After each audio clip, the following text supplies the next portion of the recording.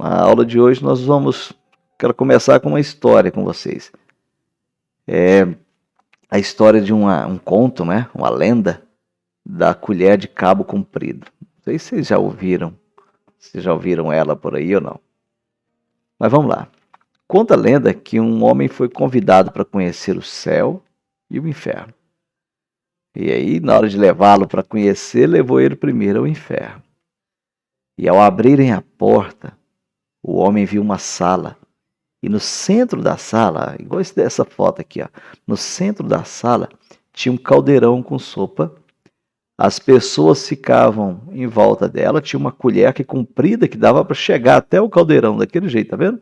Eles não podiam chegar ali, ó, e ir lá pegar a sopa, não, tinha que pegar essa colher, era comprida porque a distância deles até o caldeirão de sopa era grande também.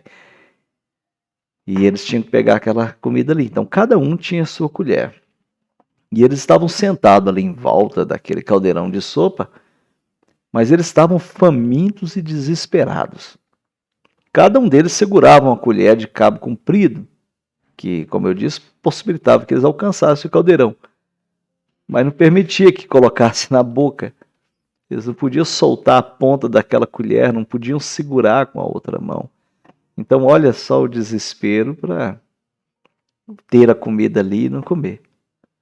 E o homem viu aquelas pessoas com semblante triste, a angústia, o desespero de cada uma delas.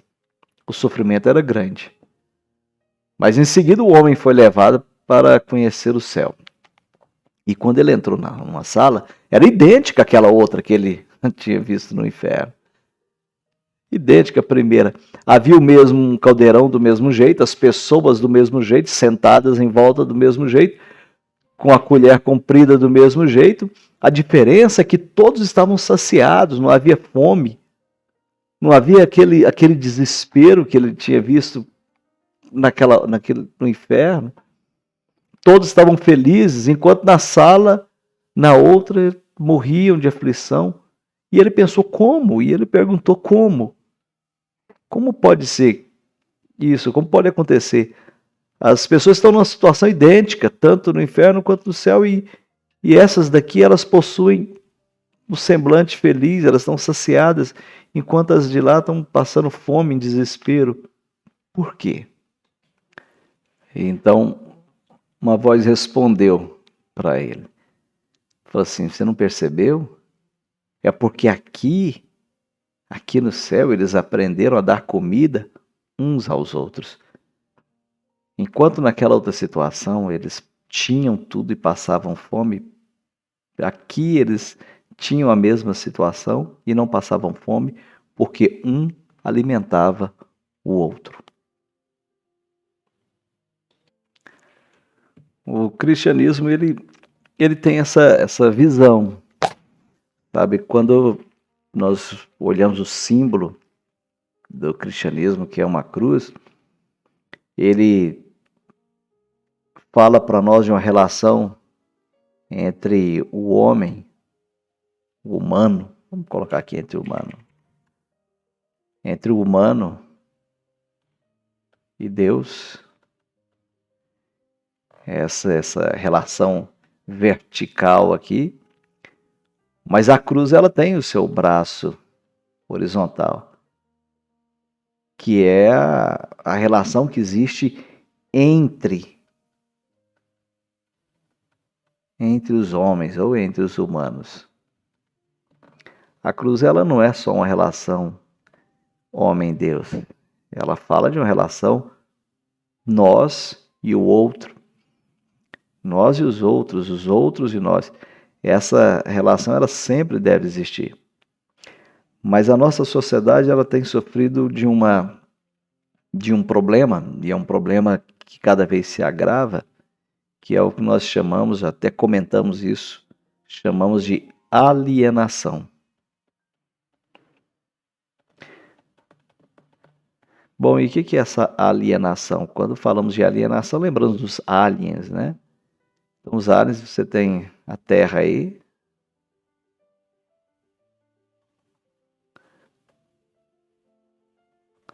E vamos imaginar um alien aí. na sua nave espacial, né? Viajando pelo universo. A ideia do alien é uma criatura que está do lado de fora, está longe. A alienação, ela faz isso conosco, ela nos coloca longe, ela faz com que a gente esqueça o próximo. Que a gente esqueça que nós vivemos num mundo onde eu não olho só para a minha situação. Vamos lembrar da história que nós vimos agora, enquanto uns tinham tudo e morriam de fome, porque faltava essa capacidade de um alimentar o outro, de um procurar ajudar o outro. E se cada um de nós nos ajudarmos, então nós vamos ter uma situação muito confortável, muito boa. Há um perigo muito grande de vivermos nesse egoísmo. Egoísmo. Ego é o eu. É quando eu só penso em mim, eu só penso na minha situação, eu só penso no meu conforto, eu só penso em privilégios para mim.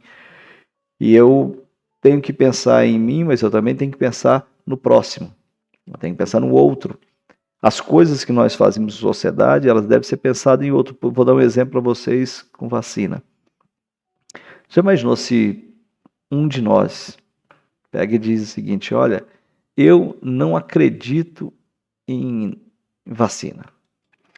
Imagine que nós temos uma situação onde, vamos imaginar uma vacina, eu não vou nem colocar da vacina para a Covid, mas vamos imaginar vacinar a criança contra a poliomielite, que já foi um problema gravíssimo para nós. Aí o pai dessas crianças, todos resolvem ir lá e todos tomam vacina. Todos. Mas aí esse aqui diz que não, eu não quero. Mas se ele esquece que ele vive em sociedade, o que vai acontecer?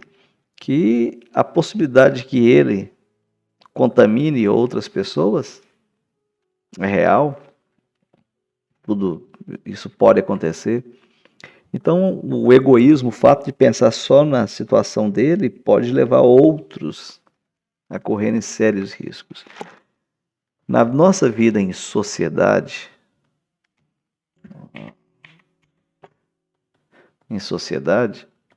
ela implica em que eu pense em mim, mas eu também penso no próximo. Eu não posso pensar só na minha situação, só no meu conforto. Eu tenho que pensar no próximo. Mas nós temos, os tempos têm feito com que a gente comece a ficar pensando muito só num grupo pequeno.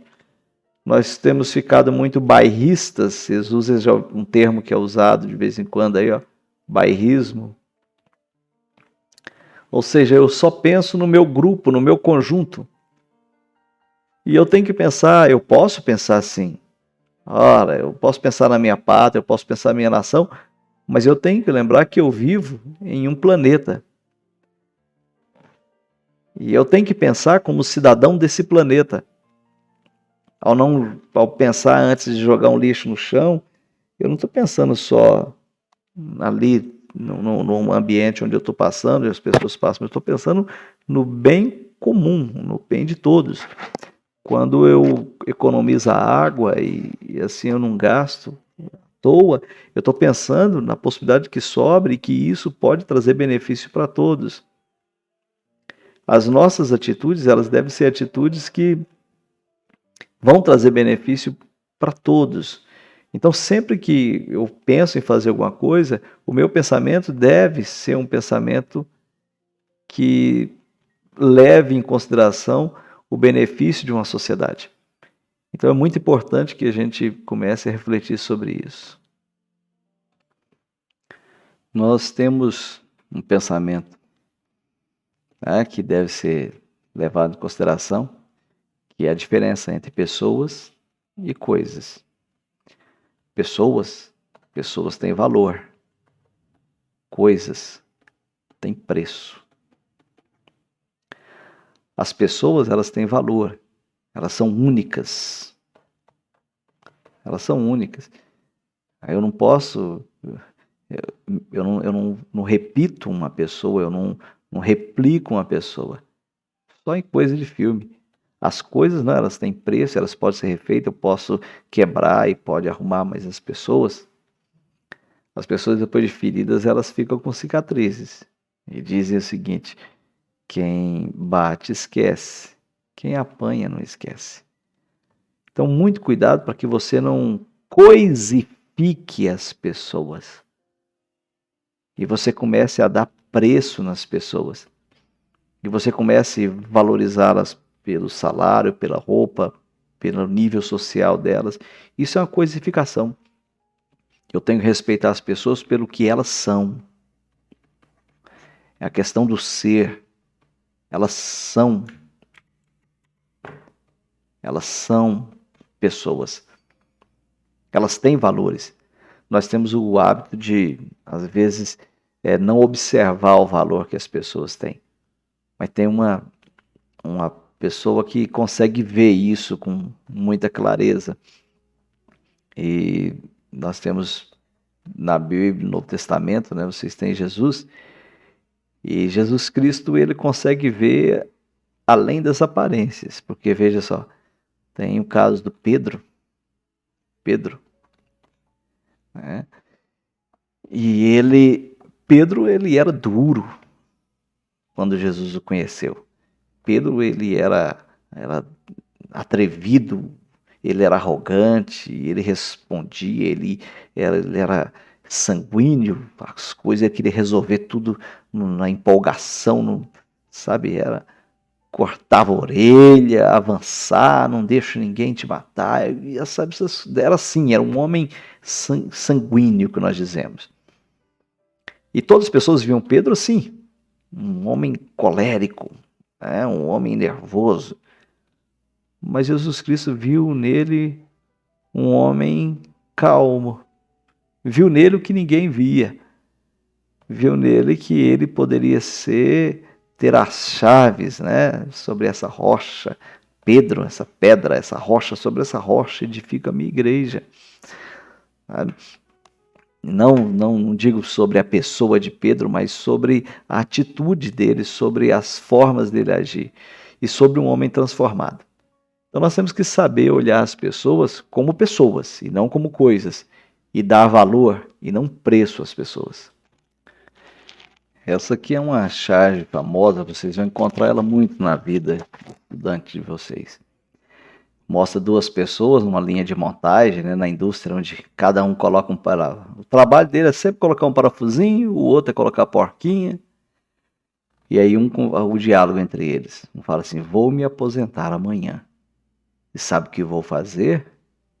Andar até o fim dessa linha de montagem e descobrir o que estou fazendo há 30 anos. O que ele está fazendo há 30 anos? Imagina, ele quer descobrir o que ele fez durante a vida. Esse é um exemplo do que nós chamamos de alienação.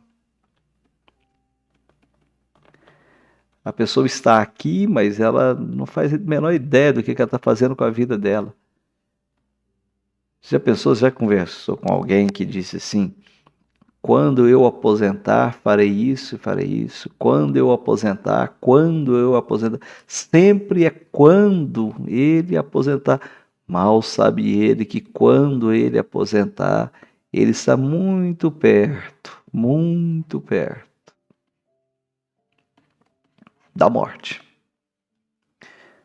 O que pode acontecer é isso, fica doente, já não tem força para mais nada. Por que a sociedade não pensou, por que nós não pensamos em fazer com que a gente tenha uma sociedade que as pessoas vivam enquanto tem força e vigor também, e também tenham a sua vida depois na velhice, quando estiverem aposentados, mas que durante a vida possam desfrutar das coisas que a sociedade tem. Mas a alienação faz com que a gente fique perdido. Então imagine passar uma vida e aí ele olha e fala assim: eu só quero descobrir o que eu fiz a vida inteira. A grande pergunta é essa: o que eu fiz a vida inteira? O que eu fiz da minha vida? Então, quando nós falamos em alienação, a alienação ela faz a gente questionar, ter esses questionamentos. Dá uma olhada nessas duas gravuras que eu coloquei aqui para vocês. Nessa tá uma criança aqui, né? E assistindo televisão ali. E a gente tem como se fosse assim, eu tô tirando o cérebro dela. Claro que não vamos ser radical nessa coisa toda aí, não é radicalismo. Mas as pessoas estão substituindo, às vezes, uma boa leitura, uma produção de um texto, por simplesmente ficar vendo o que acontece nas telas. Quando eu falo telas, a televisão é só um emblema, mas pode ser o celular, né, o computador, a internet, a mídia em geral. E você vai acabando, as crianças estão perdendo a criatividade, porque elas não criam mais. A televisão entrega tudo pronto para ela. Eu escutei uma história nesse final de semana, numa reunião que tivemos, e eu achei interessante. Disse que uma professora tinha uma menininha que nunca fazia nada na sala de aula. E ela deu uma atividade assim: olha, para vocês pegarem um papel, deu um papel, é para vocês fazerem um desenho livre. Desenhar o que vocês quiserem aí. E a menina. E essa menina, ela não costumava fazer nada, mas aí a professora deu o desenho livre e de repente ela começou a fazer. Empolgada, riscando lá o papel. A professora foi chegando até perto dela. E chegando perto dela, olhou e falou assim: o que você está desenhando? E ela falou assim: estou fazendo o retrato de Deus. De Deus. Aí a mulher ficou, professora, você, mas como? Se ninguém sabe como ele é. Aí ela disse o seguinte: vão saber daqui a 1 minuto. Sabe o que é isso? Isso é criatividade, é espontaneidade. São coisas que a criança, ela não tem medo de errar. Mas o adulto, às vezes, vai colocando esse medo de errar nas pessoas e aí vai consumindo, né? E logo, logo as crianças vão ficando com a cabeça sem criatividade, porque tem medo de arriscar, de errar, de ter uma ideia e alguém julgar essa ideia. Então é importante que a gente pense bastante sobre isso e que a gente faça coisas que a nossa criatividade seja aguçada, que a nossa criatividade seja provocada. E para isso, né, evitar pegar coisas prontas. Sabe qual a vantagem de se ler um bom livro? É que quando a gente lê um bom livro, alguém está contando para nós uma história, né? E ao contar para nós uma história, né, que está nesse livro, ao contar para nós é que vamos criando o cenário, vamos criando as coisas. Então, nós temos que começar a criar. Enquanto nós estamos lendo, nós estamos criando. É diferente de quando eu assisto alguma coisa que praticamente tudo vem pronto, o roteirista já criou, a pessoa já fez todo o cenário, já desenhou tudo aquilo ali. Eu não tenho que fazer nada, eu só tenho que ficar ali um espectador olhando sem criar. Mas quando eu leio, como eu só estou lendo e a pessoa está falando, está escrevendo ali as ideias dele, falando o cenário, era uma noite e o vento frio mexia a copa das árvores, enquanto uma leve chuva caía, molhava o chão. Quando ele vai contando isso, imagina, o nosso cérebro tem que começar a desenhar tudo isso. E nós vamos criando. E a imagem que eu crio ao ler um livro não é a mesma que o outro cria. Pode ser semelhante, mas não é a mesma. Então nós temos que tomar muito cuidado para que a gente não perca a nossa criatividade. Hoje, na aula de hoje, eu queria isso, que vocês pensassem um pouquinho em tudo isso que nós conversamos. Tá? Que vocês lessem alguma coisa, que tirassem um tempo para ler. Eu coloquei na plataforma para vocês alguns materiais para leitura. Vou colocar depois o caminho para vocês chegarem lá. Leia. Tá? Pense em tudo isso que nós falamos, reflita e depois tem umas atividades para vocês fazerem.